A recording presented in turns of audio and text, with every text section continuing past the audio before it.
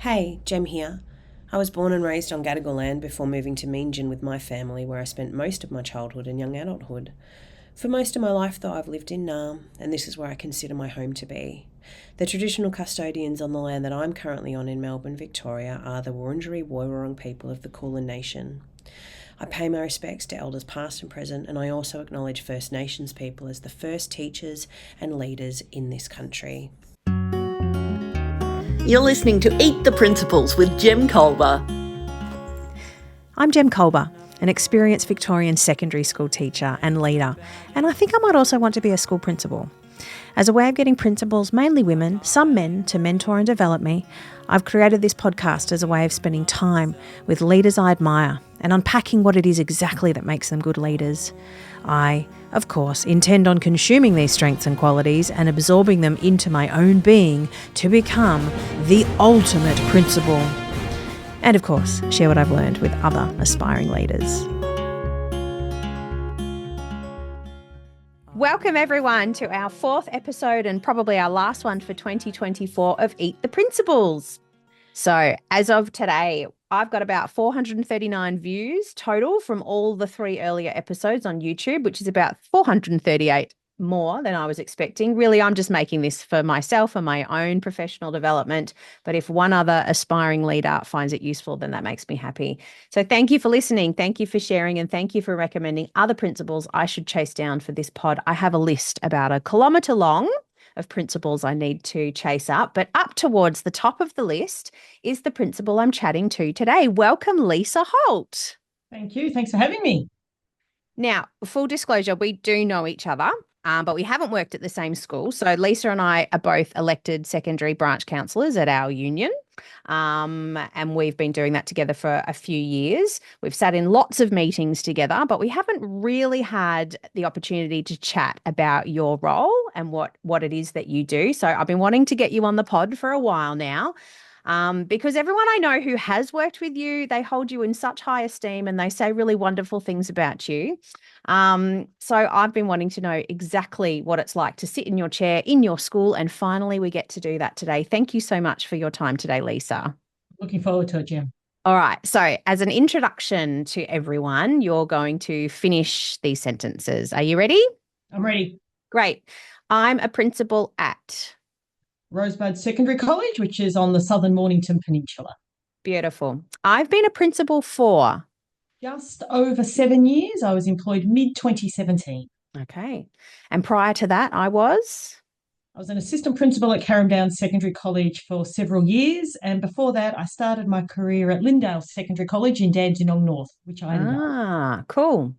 I'm a principal because this is an easy one, but a tricky one. I think at the core, the reason I'm a principal is because I love learning.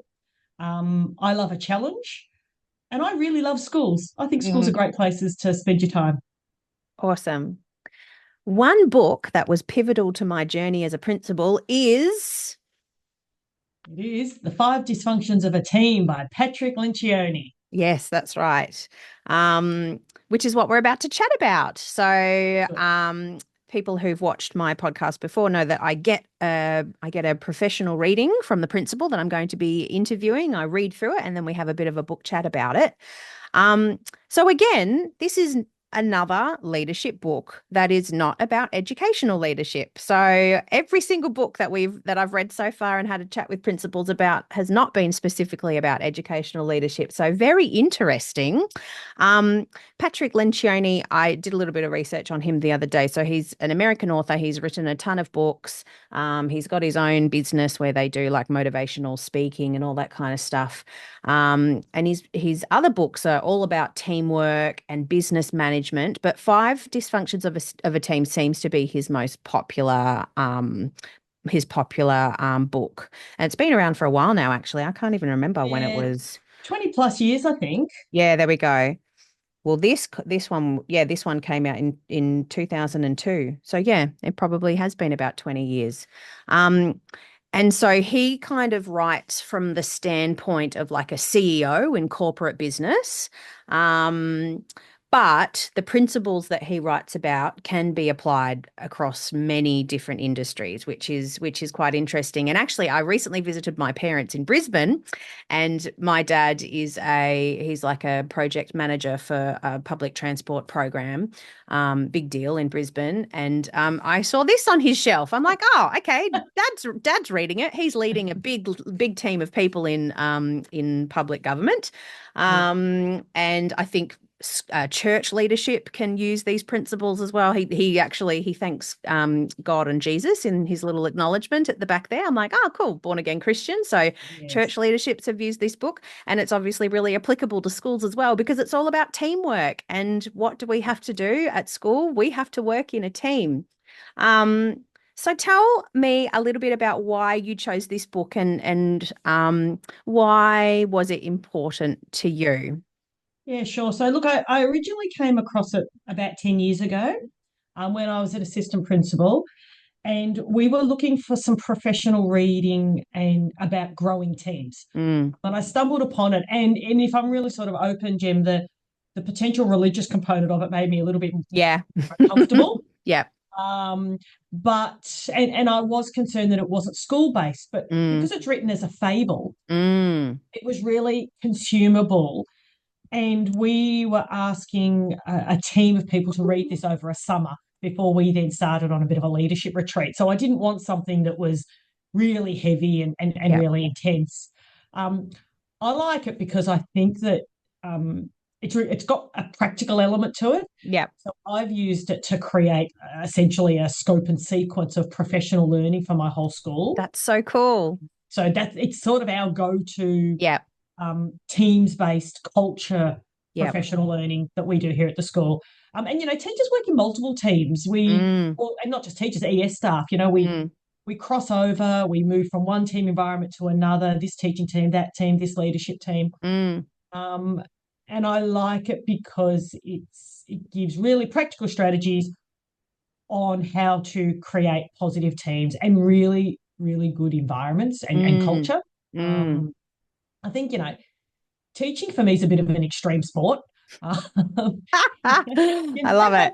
It's an art and it's a craft, and it's a performance and it's an extreme sport. Yeah. And I think, to be able to do an extreme sport, you need to know that there's the safety in place. That's why people who do extreme sports they know what sits behind it. And if you take that out to teaching, then teachers need to feel safe in the environment they're in and with their teams to be able to step in and do this extreme sport every day, and feel that they belong and have professional safety. So that's why I've sort of originally I got into it, and then about 3 years ago here at Rosebud, I decided I'd always used it with leadership teams. Yeah.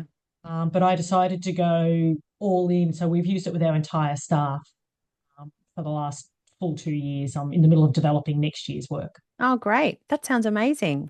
Now, this book was really easy to read, and I think that's because it's just not like the generic self-help. It's set up into chapters and principles and stuff like that, but as you mentioned, it's written as a fable.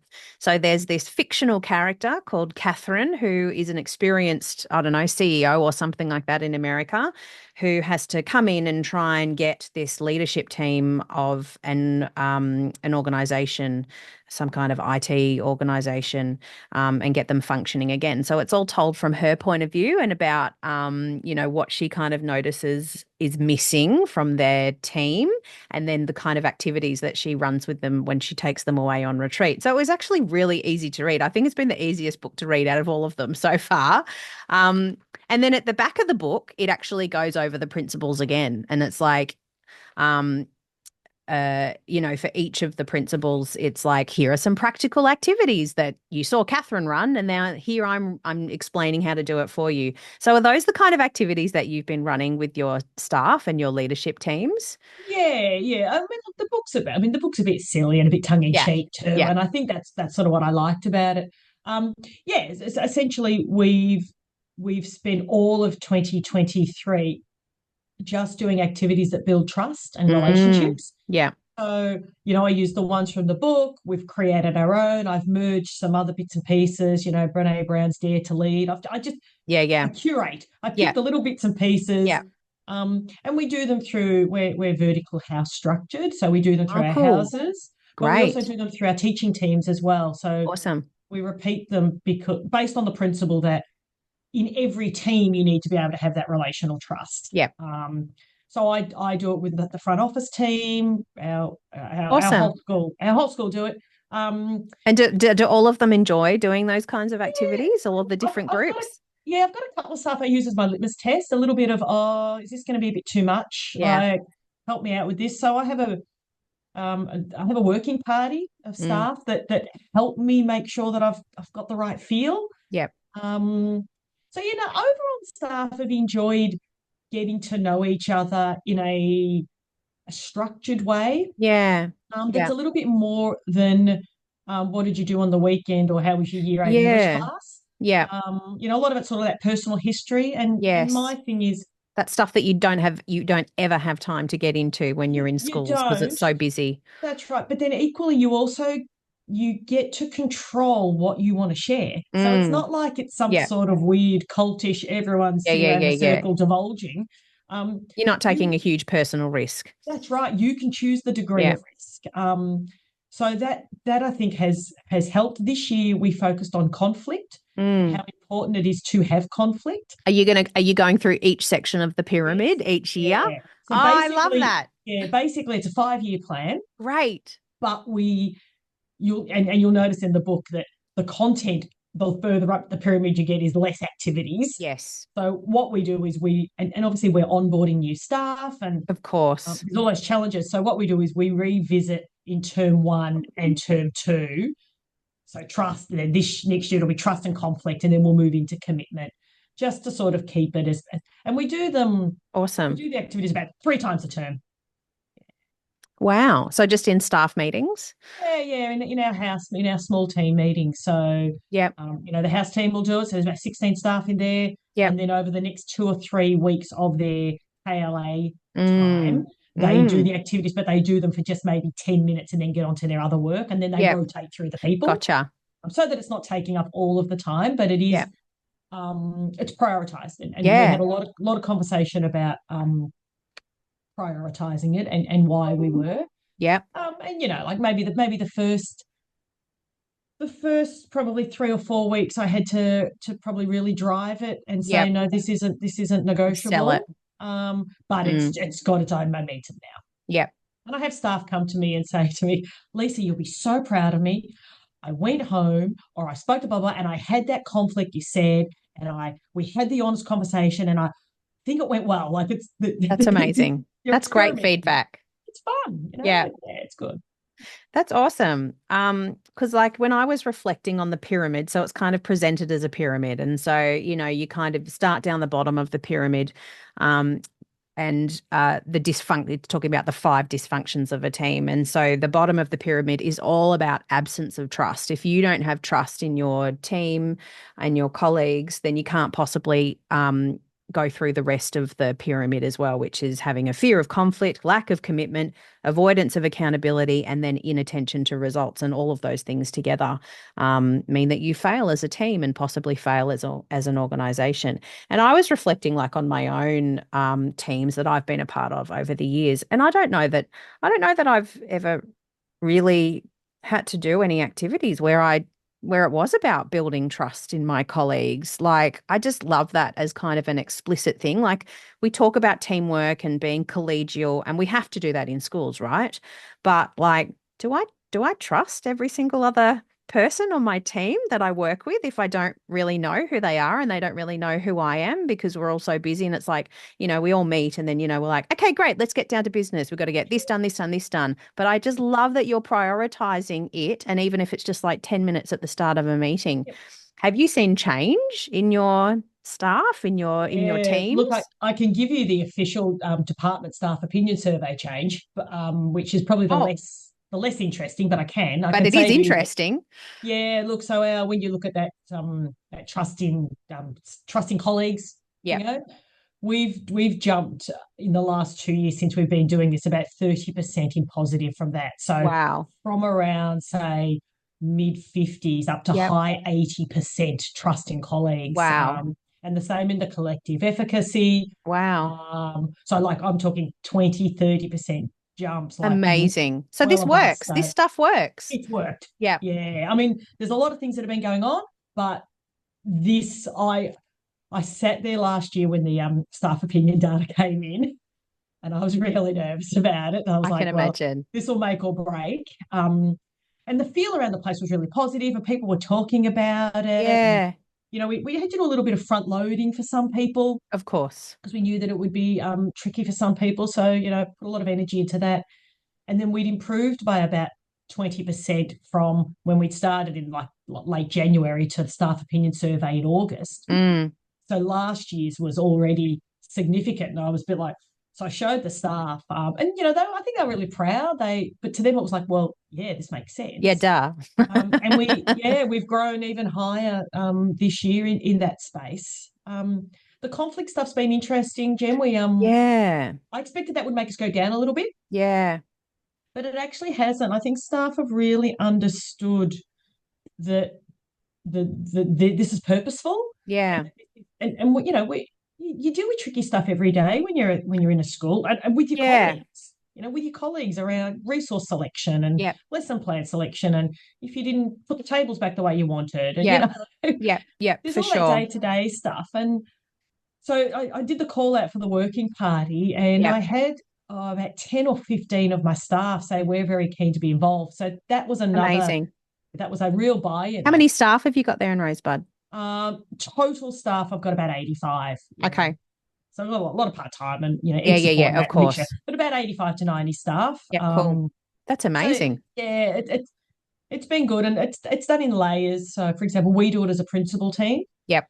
And then we do it as a leadership team, and then they facilitate it in their spaces so that by the time they've done their facilitating, they've already done it a couple of times. We can iron it out a little bit and go, oh, that didn't really work, or whatever it might be. So look, we'll continue to do it for the next couple of years. And then, the nature of education and employment now is I'll probably be consistently having new people. So yes. So you're going to have to, this is just who we are. This is just how we operate here at Rosebud. And that's what I'm trying to really instill. Yeah. Culture changing. Gosh, it's tricky stuff, isn't it? But it's also really rewarding too. The fun stuff. Yeah.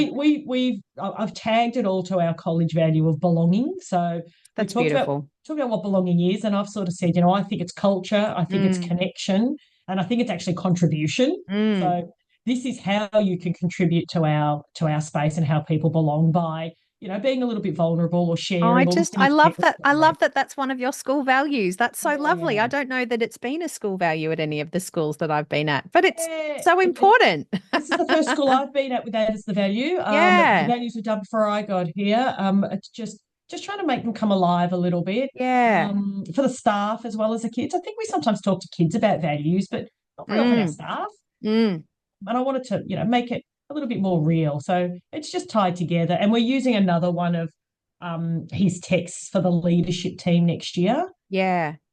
Just to sort of just look at something a little bit different in how we operate. So we're going to use the Working Genius next year with the leadership team. So we'll see how that goes. Yeah.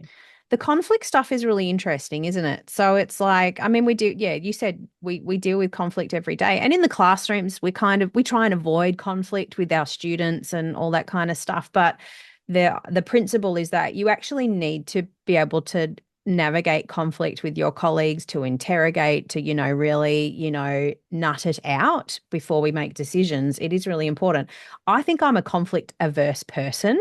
Personally, I don't like it. It makes me feel really uncomfortable. And I can imagine a lot of school staff would feel pretty uncomfortable with conflict. But how have your staff been finding professional development on that this year? Yeah, so we always launch fairly soft and fun. Yeah. And then we, kind of drive a little bit and then try and end with fun. So we did a little bit of work around learning about conflict styles. I've done a few little quizzes and worked out that they're an avoider or a this or a that. And then we got them to do some reflection on, what it might look like if they're in a meeting or in a classroom. Because actually being able to manage conflict as a teacher is a really important skill. And most teachers have that skill. Yep. Some days it doesn't go as well, but typically something we just naturally do. So then we started to sort of build it and created some scenarios and got staff to together work out, well, what would this style of person do in conflict? What would this style of person do? Yep. So I sort of removed it from them a little bit. And then we did all these sort of silly activities that created conflict, like cats are better than dogs, and then you're getting them to sort of just engage in it. Yep. Which is what we get students to. I'm an English teacher, and we get them to engage in that kind of debate all the time. That's exactly right. Yeah. So, and sort of on the continuum of what are the 5 stages for conflict that we have to go through, like from conflict to resolution. Yeah. And then we started to get them to write scenarios that are school-based. Yep. And that's our work for next year. So cool. We'll have some big decisions to make, like what's the text we're going to do in English, or what are we going to do here, or how are we going to teach dual strand maths, or what's the teaching and learning model, etc. Yeah. So we're going to use the conflict style knowledge around, right, let's us deal with this live almost. Like what's live conflict that we're dealing with as a school? Let's do this in our space now. So I think that they're getting more confident in it. Do you know what? It's sometimes things like conflict are those sort of unspoken rules in schools, aren't they? Like people go and talk about it in the car park. Yeah. Yeah. And we've talked really openly about if there's something that is bothering you so much that you want to speak to a colleague in the car park about it, then come and talk to us about it. Yeah. Like, let's do this. Let's model this. Because we don't want you to have to do that. When you're in the car park, you're going home. Yeah. You need to think about what you're having for dinner. Yeah. So, we've been sort of modelling it, cool. practicing, playing with it, having a bit of fun with it. Yeah. And I think it's they're enjoying it. Culturally in that space of trust and I have a lot more people come in and tell me things they think I should be doing. So they're clearly getting more confident. Okay, that's good. Which is great. I mean, it's one thing for a principal to say, I'm always open to feedback. My door is always open. But then, when people actually visit and offer that feedback, then it's often it's a closed door. So absolutely. So you've got to live it. Willing to then sit there and say, and sometimes I'll say, look, I probably don't agree with you, but I'm super impressed at the way you've come in and done this. Or, it can still be really affirming. Yeah, I'm going to take this on. I need to go away and think about this, whatever it might be. So, look, I hope that it's sustained. It's fairly embedded in who we are now. Yeah. What's your conflict style, if you don't mind me asking? And I just want to have a little bit of a chat about the conflict that you might be exposed to as a principal in your day-to-day.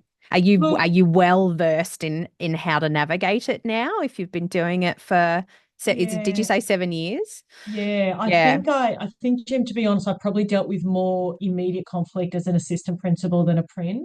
Gotcha. It's different types of conflict. As an assistant principal, you dealt more with heightened parents and students. Yeah. And I to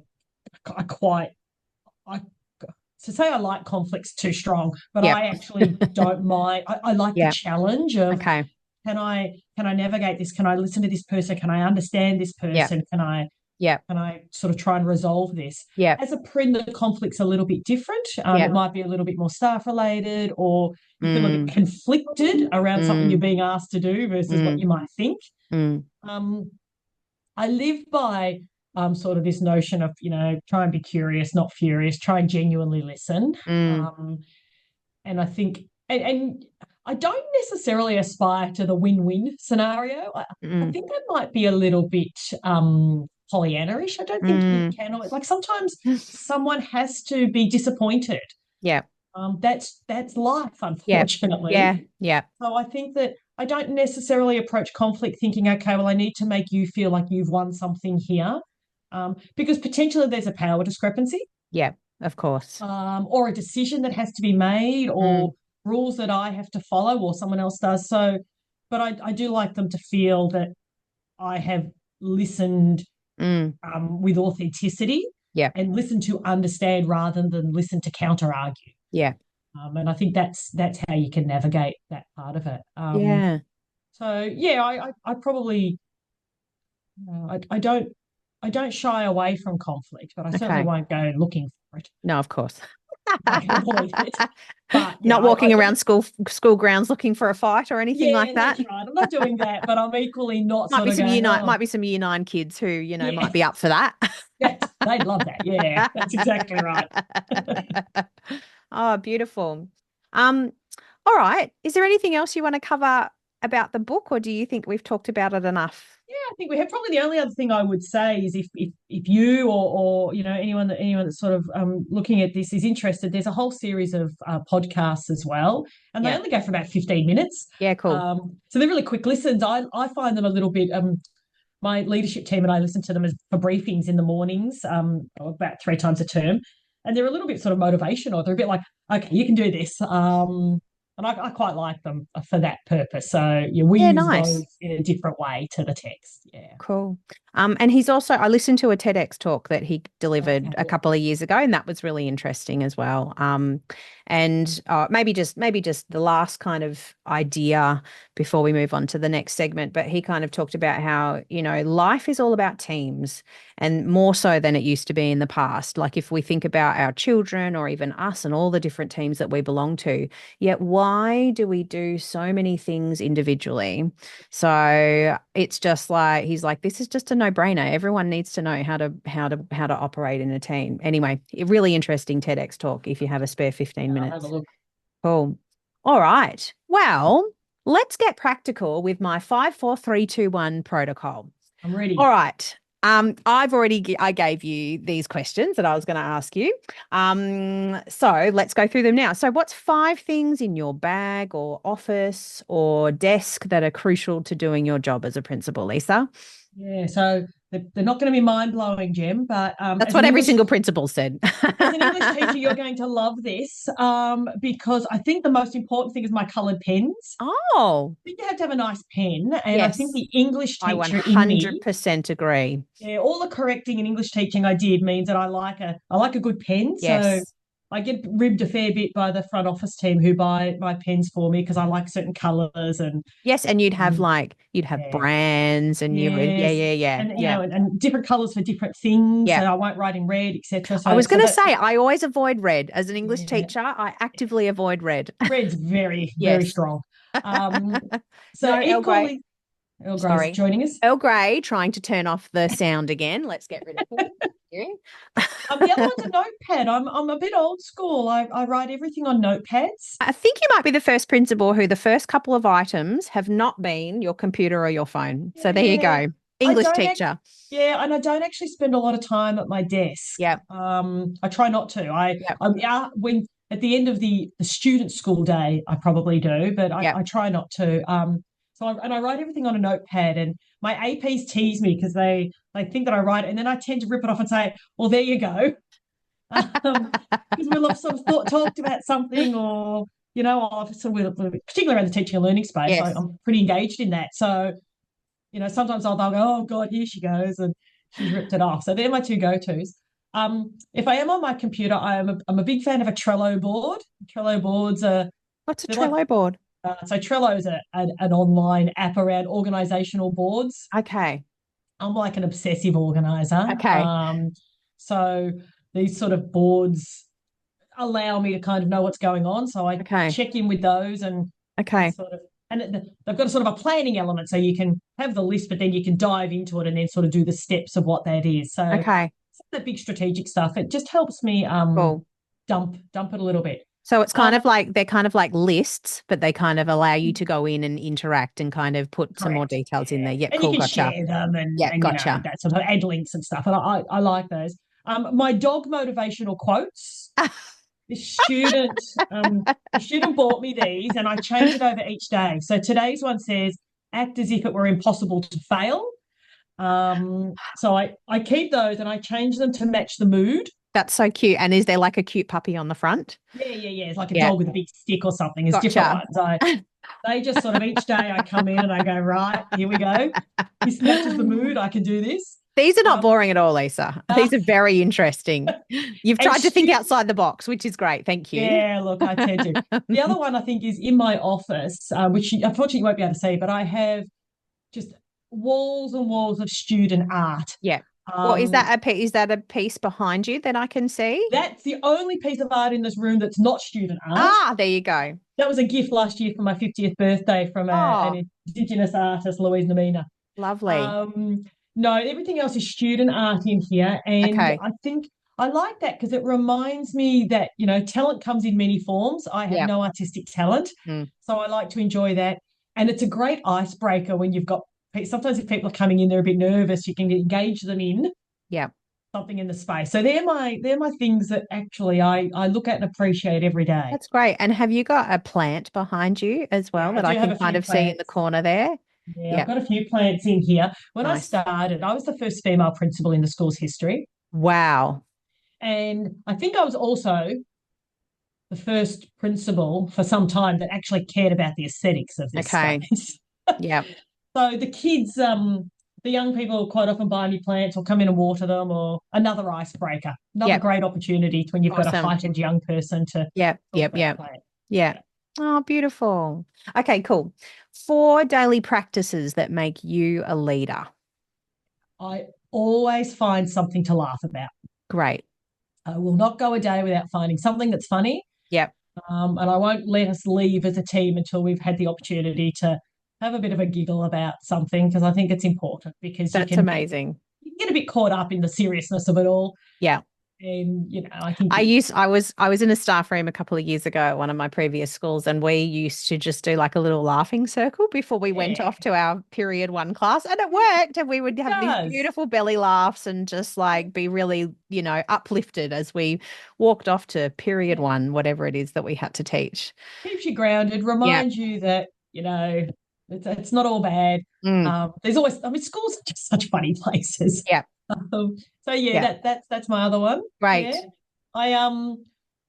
I always like to appear like I've got time for people, even if I think I don't. It's a bit of a running joke here. One of my APs walks really fast, and everyone talks about how busy he is.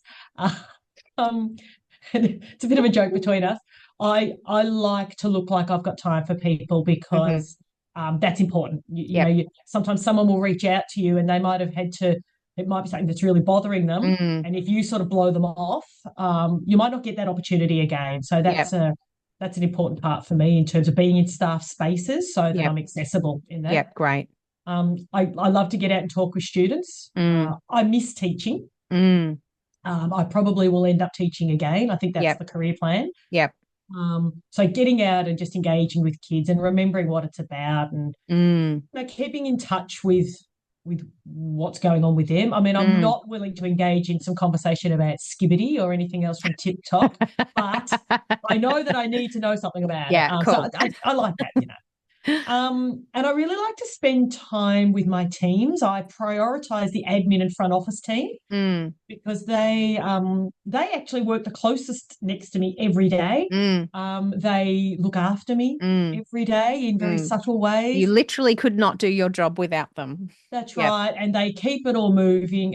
So I like to have a bit of a joke with them, and we like to try once a week come up with some sort of unusual battle, like who can hit the balloon with the elastic band, or we do our own little front office Olympics. Great! That's an important part for me of what we do. Yeah. Awesome. Cool. All right. So we're up to number 3. So being a principal is hard work. You would know that.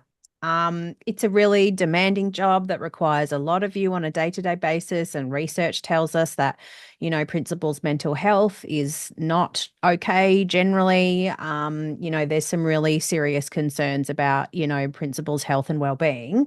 So what are 3 ways that you try and look after yourself to be able to do this job? Probably matches some of the stuff I've said previously, and probably typically the impression I give. I try to not take myself too seriously. Like, just enjoy it. Like, at the end of the day, Jem, you get paid every fortnight. And what we do is really important. But you can't take it yourself too seriously. You have to stay grounded. So that's probably the first thing. Sometimes it's just that, hang on, just pull back here. That's a pretty common theme that many of my principals have mentioned in these interviews. just kind of relax with it. Yeah. I try to spend time with the people I love, largely Mm. because they don't take me too seriously. Mm. So, you sort of you put on the armor and the show and you come into work and you do it. Yeah. But when I go home, I've just got to do normal, boring things like everybody else. Yeah.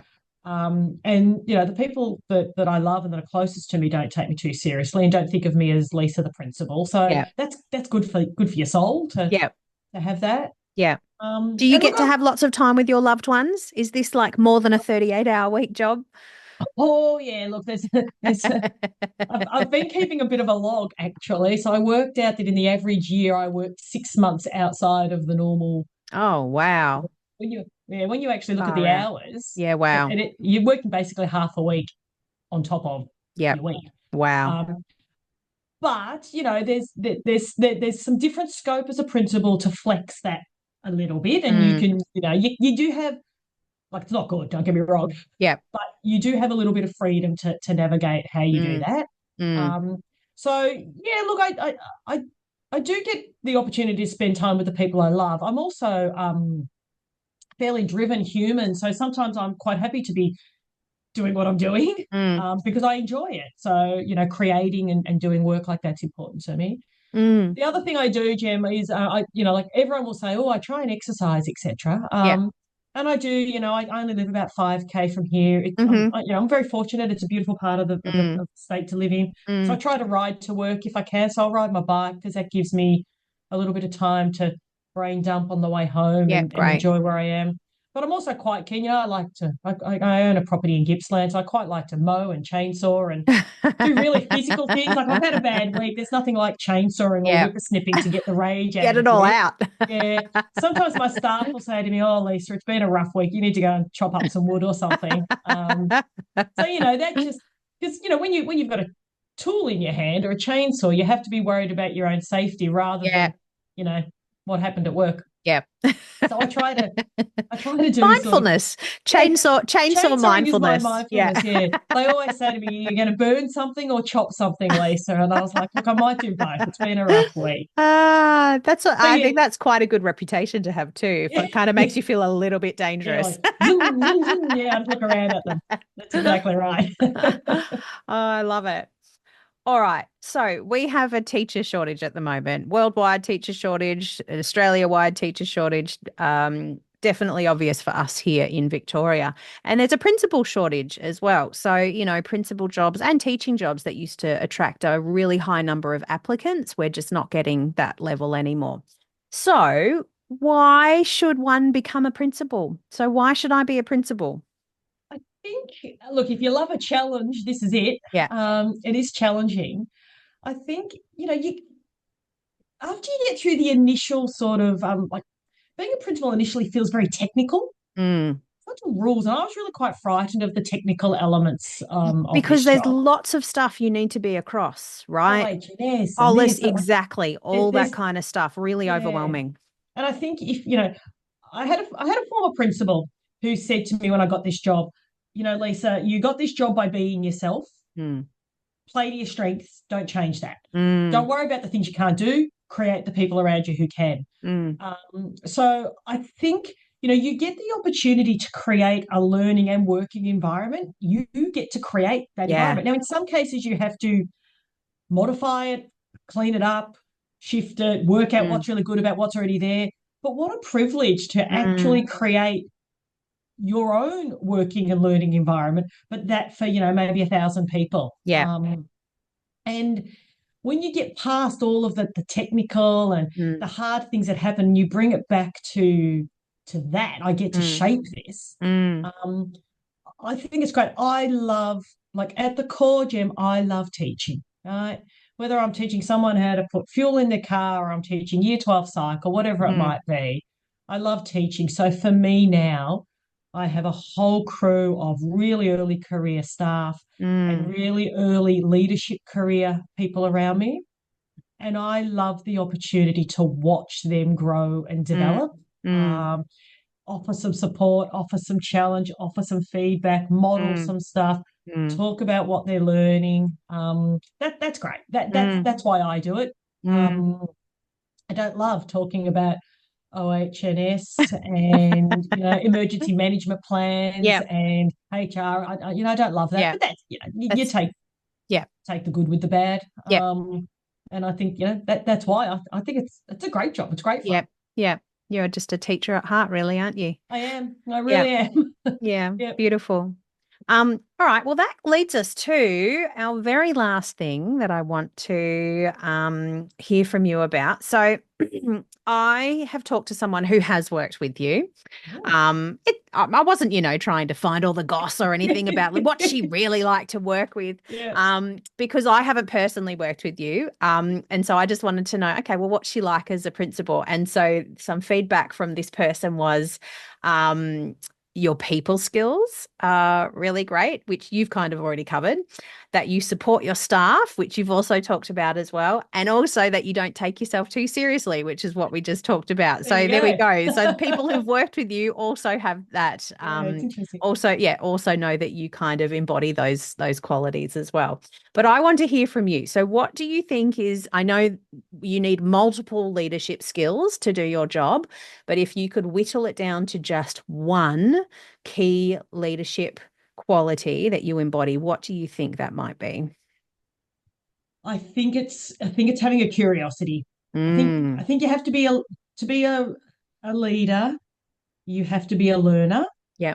But I don't think learning always has to be what you read in a text or online or a podcast or a website. I think it's about learning around you and your environment and the people around you. Not making this assumption that because you're the principal, you're just the person in the role. And stuff, don't get me wrong. But so, I live by curiosity. I live by wanting to explore something, understand something. And I listen. I used to listen to counter argue. I'm quite a good debater. I'm pretty quick on my feet. Teachers are typically. And I used to listen for, right, that's what you said, now I can bang that.